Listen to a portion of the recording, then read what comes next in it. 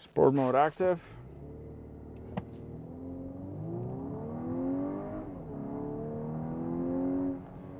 Today I'm driving the Volkswagen Atlas, the 2024 model. This thing, it's gotten a lot better than the previous year. And that's what we're gonna talk about it. Let's roll!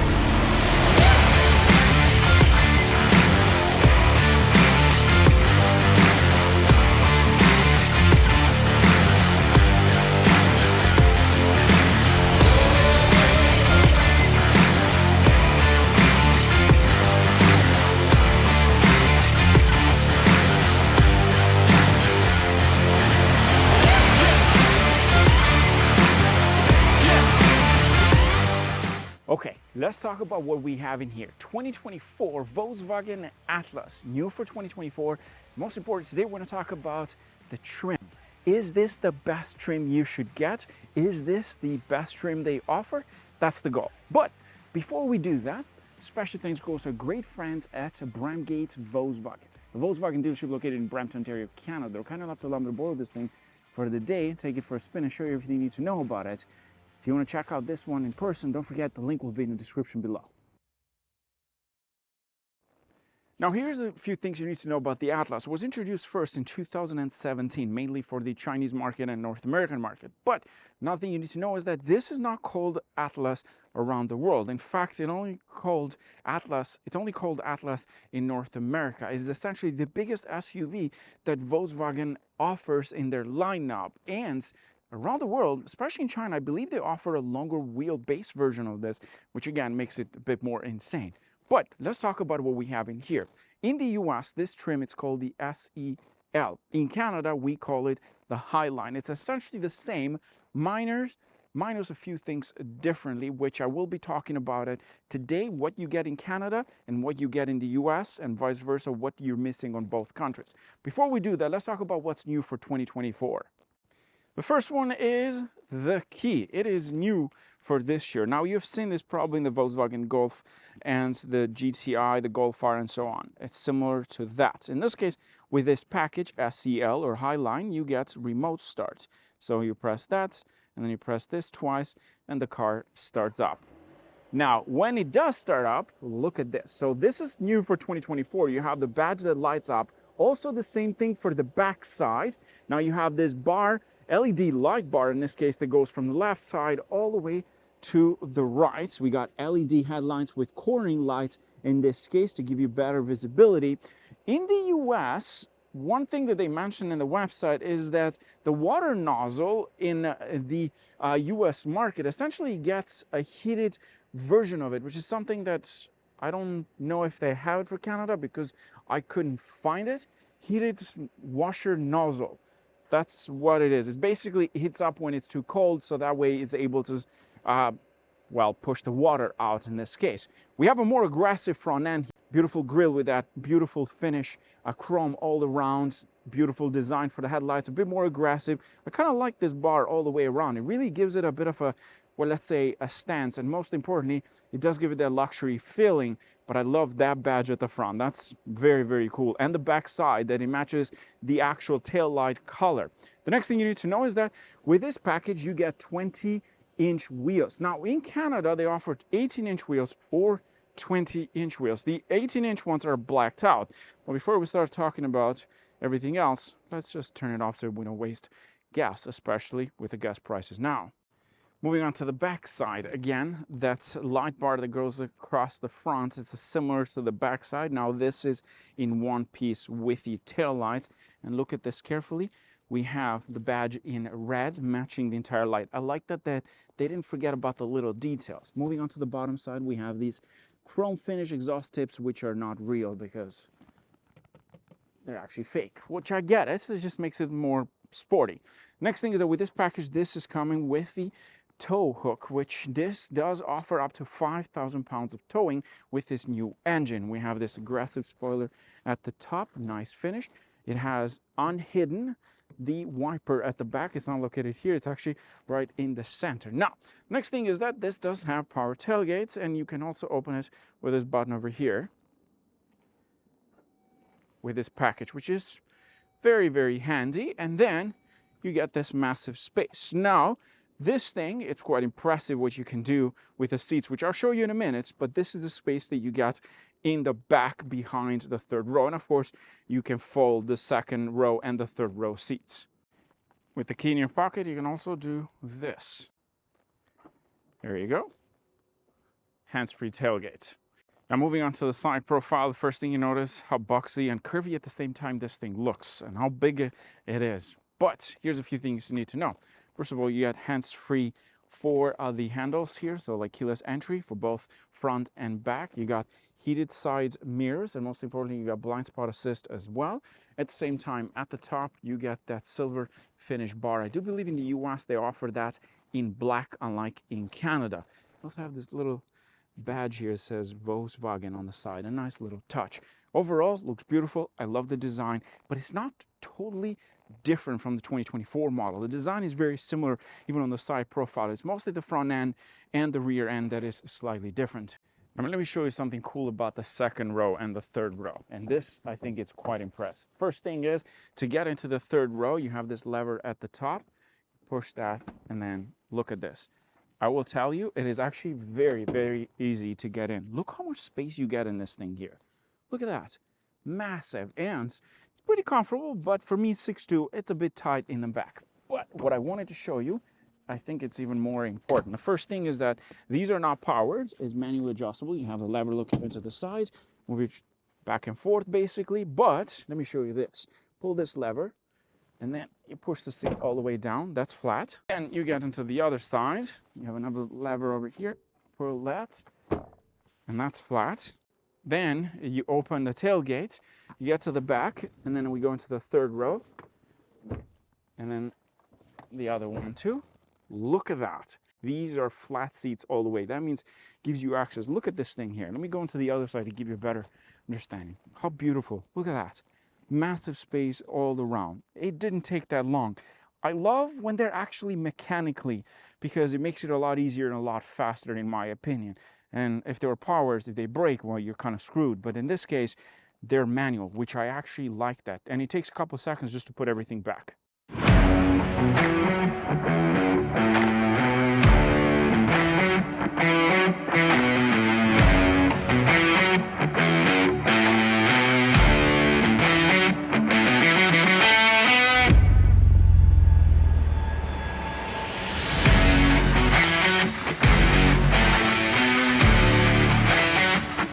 Now, let's get into the second row. Let me show you everything. Door panel. You get the sunshade on the sides. Pull this all the way up, and that's it. Beautiful. Next thing is you get this wood finish trim, which is nice, and it comes with the Harman Kardon audio system, premium audio system in this case with this package, which again makes it nice and handy. But look how much space you get overall. On the door panel, you have space over here, another one over here, another one over there, and more on this side. Love that because it is a family SUV. You jump inside, beautiful leather with the white stitching. This is called leatherette. That's something to remember. It's not real leather in this case. And then you jump in, and you got so much space in this car. Look at that. Beautiful. Visibility all around is nice. Now, into the center over here, we have a climate unit. We have heated seats for both sides, and you can adjust the temperature and the fan speed. At the bottom, we have USB-C ports and 115 volts of charging. Now, these are fast charging for the USB-Cs. It's a good thing that Apple now has moved into USB-C because that comes in handy. You got a beautiful panoramic roof all the way across with this package, which again makes it very, very handy. But overall visibility is great. You can split these basically 60, 40 in this case. There's a center armrest here with 2 cup holders, which is nice. And then in the back, it is a split between 50-50. Visibility, it's great. I love the interior. We have these side lights over here. These are touch. It's nice overall. Look at that, easy. Now let's jump into the first row. Door panel of the driver's side first. Harman Kardon, we got the Harman Kardon audio system. This beautiful wood trim all around. I love the design of this. We have all the control units in here. More space on the door handle, especially to open this thing. We have more space underneath. This is the button for the tailgate. Beautiful rubber mats because this will be driven winter. I'm assuming this is one of the employees here. 3 memory seats. This is not too different from the 2023 model. This has power seats all around. I love that. Beautiful leather rests and the white stitching. Of course, the steering wheel is new for this design, but let me talk about why I love this one. Now, if you remember the Volkswagen GTR, the Golf R, they have these touch buttons, which I said previously, I am not the biggest fan. But the Atlas doesn't get those, which I really appreciate. These are actual buttons. On the right side, you have a heated steering wheel with this package. You can control the audio system from here, and you can also control the cluster with those buttons because it gives you a lot of information. So you have these buttons over here.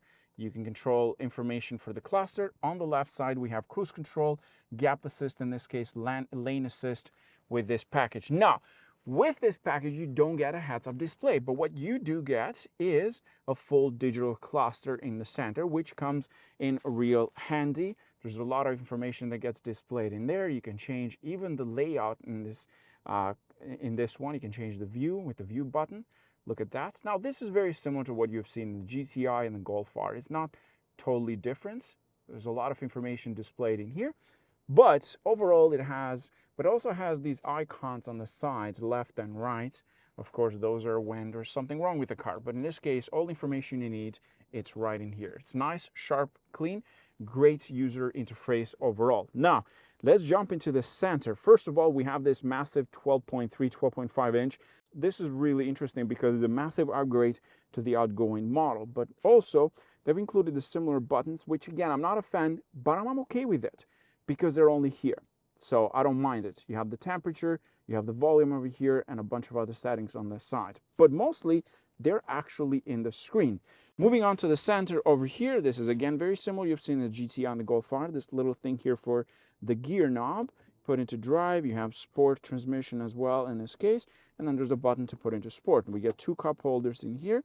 There's a power handbrake. There's no brake hold with this package, which should be around this area. Then you have the engine start button, which is located in here. In the center, you got your armrest, massive, gives you a lot of space. There's another USB-C port there. Overall, you're getting about 6 USB-Cs. And then you slide this back. You have your wireless charging pad in the center. We got 2 USB-C ports more onto this side, but then you get this extra space overall to use. At the bottom over here, again, very similar to the GTI, you got more buttons, but these are touch buttons. You got your climate unit, the driving modes in this case. For driving modes, we have comfort, sports, there's custom, there's off-road, and there is snow, or you can do eco, and you can control them from here. Then you go into the climate unit, which again is very similar to what you see in the Golf GTI. Then is the driver assistant package, which shows you a lot of information. You can adjust everything from here. So you have your adaptive cruise control, lane assist, lane change system, dynamic road sign display. It also reads the speeds of the road in this case. And you have the front assist. Very handy, but it's located right in there. On top of that, you go into the menu, which is your park menu. Now, this package doesn't come with a 360 camera, but it does have parking modes, which park assist in this case helps you park your vehicle, and it does have this view of sort of like a fisheye, so that way it gives you better visibility all around behind the vehicle. And you press that X, a giant X in the center. Now you're back into the main menu.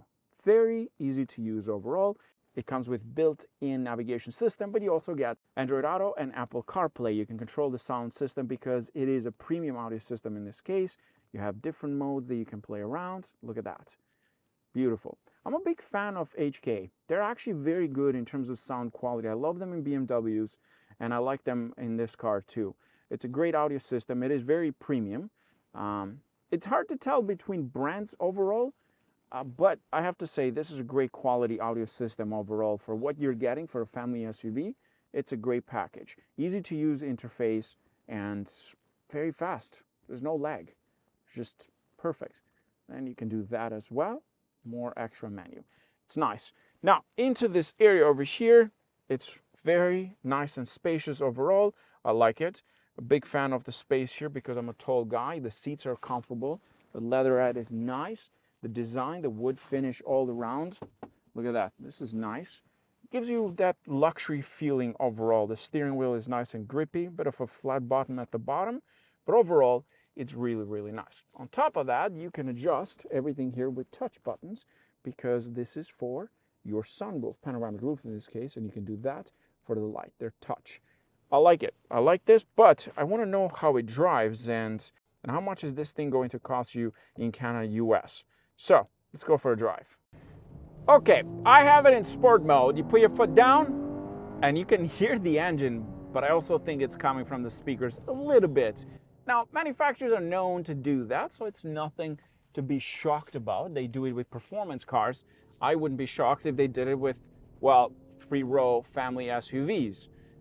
And in this case. Now, let's talk about the engine because that's very important. You see, under the hood, this beauty, this year, well, it has a new engine.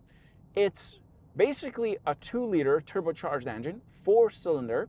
It uses an 8-speed automatic transmission with Tiptronic. You have pedal shifters behind the steering wheel. And it produces 269 brake horsepower and 273 pound-feet of torque. Now, fuel efficiency. Here's what this thing offers. It is 9.4 liter per 100 kilometers on a highway, combined city and highway of 11.2. In miles per gallon, that would be about 25 miles to the gallon for the highway and 21 miles to the gallon for basically combined city and highway. Now, what's even more important is the fact that this can tow up to 5,000 pounds. You're probably wondering, why is that important? Well, because it's a 4-cylinder engine.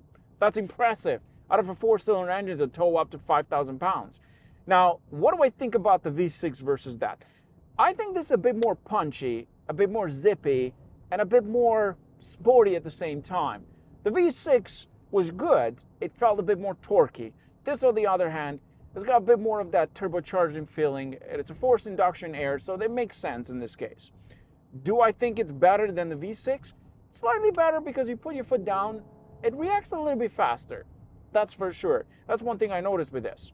Now, let's talk about the price. In the US, this trim, the SEL, starts at about $48,500 USD. In Canada, this trim, the High Line, starts at about $59,600. Now, why is the Canadian one a bit more expensive, you wonder? Well, let me explain to you. In Canada, you get dark tinted second row, you get a 10-way power driver seat and 6-way manual front passenger seat and 8-way power US for the US model. The Canadian one also comes with the Harman Kardon premium audio system. It uses 10 speakers plus the subwoofer. So that's why in Canada, even with the conversion, it's still a little bit more expensive. Now, in the US, you get the heated washer nozzle. There has the silver roof rails, which also this has. That kind of surprised me because on the website, Volkswagen says that the Canadian one gets the black version roof. So I don't understand. Maybe it was something wrong on the website, or maybe just they're trying to mismatch the trims. But they're essentially about the same minus the little things, which they do this quite often. The US also has the park distance control front and rear with the higher trim it's offered in the Canadian market. Having said that, this car I think is very competitive. It offers quite a lot. And one thing I've always said about the Atlas, as far as I remember, these are very roomy on the inside. And that's one thing to love about these. Super roomy and very comfortable. It's actually large on the inside. That's one thing I feel about it. Compared to, for example, the Kia Telluride, the Hyundai Palisade, this thing feels roomy. And with these updates right now, this is even more competitive. It offers quite a lot of tech features. I love the fact that it didn't include that for the steering wheel. Those buttons drive me insane. These are much better. With that in mind, thanks for watching, guys. Cheers. I really like this thing.